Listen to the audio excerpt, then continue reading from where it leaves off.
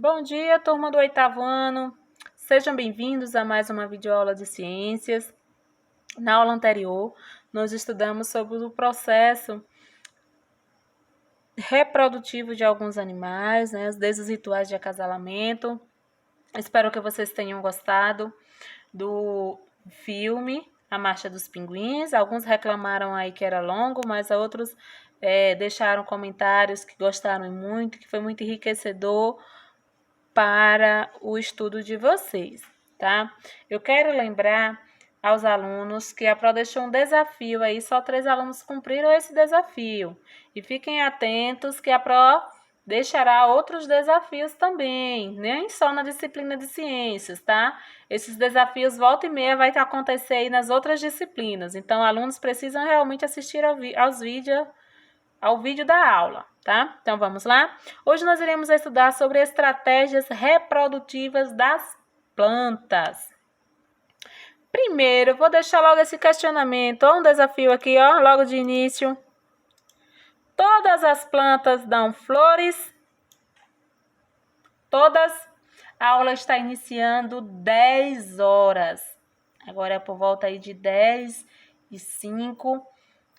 E a partir de 10h30, às 10h30, os alunos que me enviarem essa resposta aqui, nos comentários, entre o horário de 10h30 a 10h40, tem um ponto bônus. Vamos lá? Plantas com flores.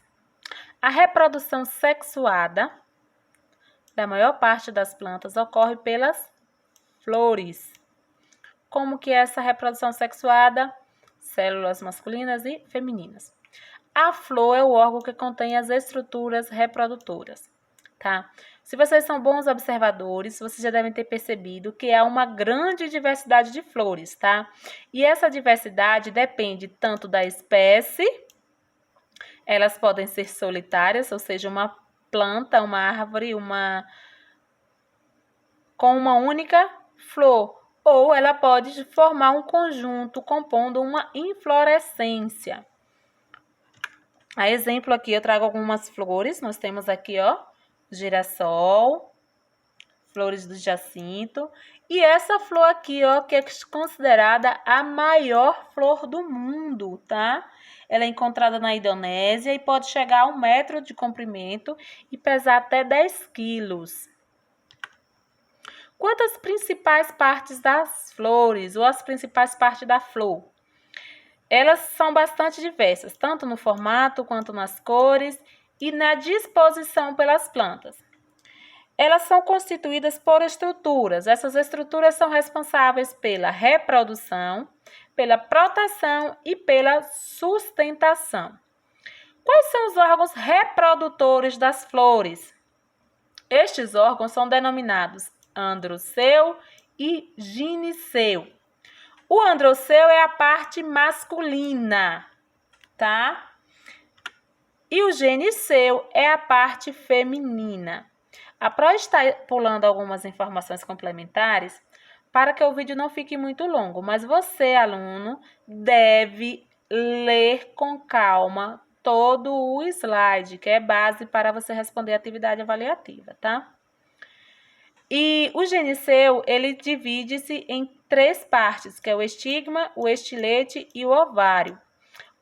Uma informação extra aqui, nem todas as flores são hermafroditas, ou seja, algumas plantas produzem flores femininas e flores masculinas separadamente, tá?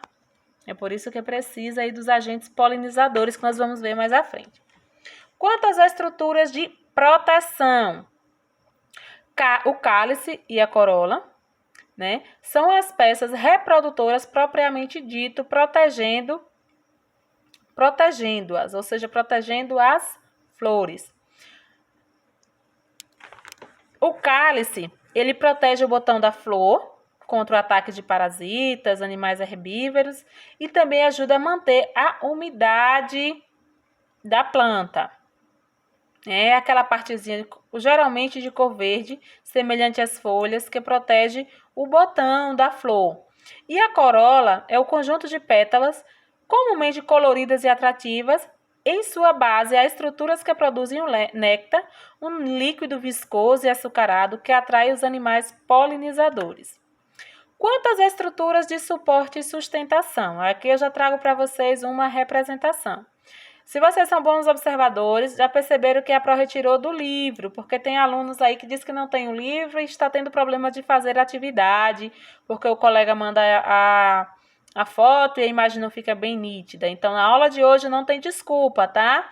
Você vai fazer a atividade porque a Pro vai deixar o slide com o mesmo material do seu livro, ou do livro que você deveria ter e ainda não providenciou. Então, ó, fica atento. Quanto às estruturas de suporte ou sustentação, a flor ela é ligada ao ramo por uma haste que é chamada de pendúculo. Aqui, ó, no popular, algumas pessoas, né, a gente fala o talo, não é isso? Mas o nome correto é pendúculo. Na região superior do pendúculo, essa haste é dilatada, formando o receptáculo floral. Tá vendo? Essa partezinha aqui, ó. Uma flor completa, ela é formada por cálice, corola, androceu e gineceu. Observem aqui que nós temos todas essas estruturas nesta representação. Quanto à polinização, que é uma etapa muito importante para a reprodução das plantas. Por que é importante? Nessa etapa, há o transporte dos grãos de pólen do órgão reprodutor masculino para o órgão reprodutor feminino da flor. Ou seja, é preciso que os agentes polinizadores, podendo ser o vento, a água ou alguns animais, eles façam esse transporte dos grãos de pólen. E assim acontece a polinização, a fecundação das plantas. Olha aqui uma abelha, tá? Ela pousa de flor em flor e os grãos de pólen aderem ao corpo e ao visitar uma outra flor da mesma espécie, ela leva o pólen até ela. É claro que é um processo, algo bem minúsculo de ser notado, né? Esses pontinhos aqui. Quais são os principais agentes polinizadores? O vento é o principal, tá? E os animais. O vento, ele é o agente polinizador das flores, pouco vistosas, tá? Aquelas pequenas e pouco coloridas. Por quê? Porque elas não são tão atraentes para os animais. Então, o vento se encarrega de dispersar aí os grãos de pólen. Já aquelas flores mais coloridas, maiores, elas são atraentes para os animais. Quais animais? Abelhas, borboletas, beija-flores, morcegos. E eles são atraídos não apenas pela cor, mas também pelo néctar, pelo odor próprio de determinadas flores. Exemplo aqui, ó, de uma bem conhecida na nossa região, o maracujá. Há também uma interação entre a planta e o polinizador, quando o polinizador é um animal. Sabe por quê? Essa interação pode ser muito complexa, resultando de adaptações na forma e no comportamento de ambos. Como assim? Se as flores têm atrativos para polinizadores, como flores, cores e formatos chamativos, odores agradáveis e recursos alimentares, como o néctar e o pólen. Por isso que nós afirmamos que há essa interação. Digamos que ambos saem beneficiados, tanto a planta, né, quanto a ave, no caso aqui, ou o inseto, ou qualquer outro agente polinizador do grupo dos animais. Quanto aos tipos de polinização, há dois tipos, a polinização cruzada e a autopolinização. Como ocorre a polinização cruzada? A transferência de grãos de pólen de uma flor para outra entre plantas da mesma espécie. E a autopolinização é a transferência de grãos de pólen entre flores na mesma planta. Essa cruzada aqui são plantas diferentes, porém da mesma espécie. E a autopolinização é quando ocorre na mesma planta, porque há plantas que produzem flores masculinas e femininas. A atividade de interação. Deixarei no ambiente virtual o arquivo, tá? Lembrando para os alunos que não têm o livro.